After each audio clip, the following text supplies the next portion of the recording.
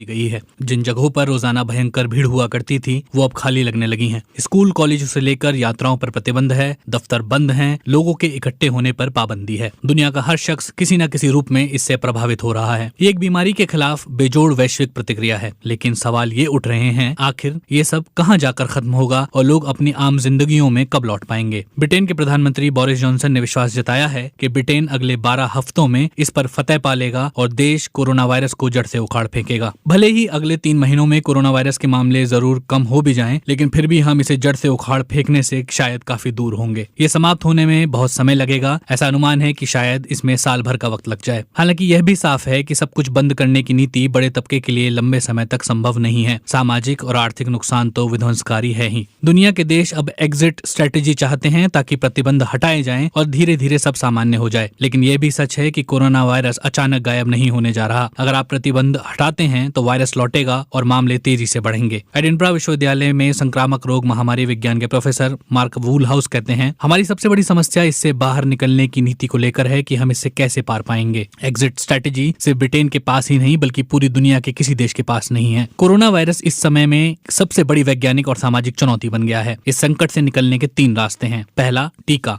दूसरा, लोगों में संक्रमण से बचने के लिए प्रतिरोधक क्षमता का विकास। और तीसरा, हमारे समाज या व्यवहार को स्थायी रूप से बदलना। इनमें से हर एक रास्ता वायरस के फैलने की क्षमता को कम करेगा। लेकिन सवाल यह है कि टीका आने में समय कितना लगेगा। एक टीका किसी शरीर को वो प्रतिरोधक क्षमता देता है जिसके कारण वो बीमार नहीं पड़ता। तकरीबन 62% आबादी को रोग से मुक्त करने के लिए उनकी प्रतिरोधक क्षमता को विकसित करने को हर्ड इम्यूनिटी कहते हैं, ताकि कोई वायरस महामारी न बन जाए। बीते सप्ताह अमेरिका में कोरोना वायरस के एक टीके का परीक्षण एक व्यक्ति पर किया गया था। इस परीक्षण में शोधकर्ताओं को छूट दी गई थी कि वो पहले जानवरों पर इसका प्रयोग करने की जगह सीधा इंसानों पर करें। कोरोना वायरस के टीके पर शोध बहुत ही अभूतपूर्व गति से हो रहा है, लेकिन इसकी कोई गारंटी नहीं है कि ये सफल होगा या नहीं और क्या वैश्विक स्तर पर ये सभी को दिया जा सकेगा या नहीं। अगर सब सही जाता है तो ऐसा अनुमान है कि 12 से 18 महीनों में ये टीका बन सकता है। ये इंतजार एक बहुत लंबा समय होगा क्योंकि दुनिया इस समय पहले ही पाबंदियों का सामना कर रही है। प्रोफेसर वूलहाउस कहते हैं कि टीके के इंतजार को रणनीति का नाम नहीं दिया जाना चाहिए और ये कोई रणनीति नहीं है। सवाल ये भी है कि क्या मनुष्यों में प्राकृतिक प्रतिरक्षा पैदा हो सकती है। ब्रिटेन की रणनीति इस समय वायरस के संक्रमण को कम से कम फैलने देने की है ताकि अस्पतालों पर अधिक बोझ ना पड़े, क्योंकि इस समय आईसीयू के बेड खाली नहीं हैं। दुनिया के दूसरे देश जैसे भारत और उसके पड़ोसी मुल्क भी इसी रणनीति पर अमल कर रहे हैं। एक बार इसके मामले आने कम हुए तो कुछ प्रतिबंधों में ढील दी जा सकती है, लेकिन ये मामले आना ऐसे ही बढ़ते रहे तो और प्रतिबंध लगाने पड़ सकते हैं। ब्रिटेन के मुख्य वैज्ञानिक सलाहकार सर पैट्रिक वेलेंस कहते हैं कि चीजों पर पूरी तरह से प्रतिबंध लगा देना मुमकिन नहीं होता। कोरोना वायरस से संक्रमित होने के कारण अनजाने में लोगों की रोग प्रतिरोधक शक्ति भी बढ़ सकती है, लेकिन इसे होने में काफी साल लग सकते हैं। इंपीरियल कॉलेज लंदन के प्रोफेसर नील फर्ग्यूसन कहते हैं, हम एक स्तर पर संक्रमण को दबाने की बात कर रहे हैं। आशा है कि एक छोटे स्तर पर ही लोग इससे संक्रमित हो पाएं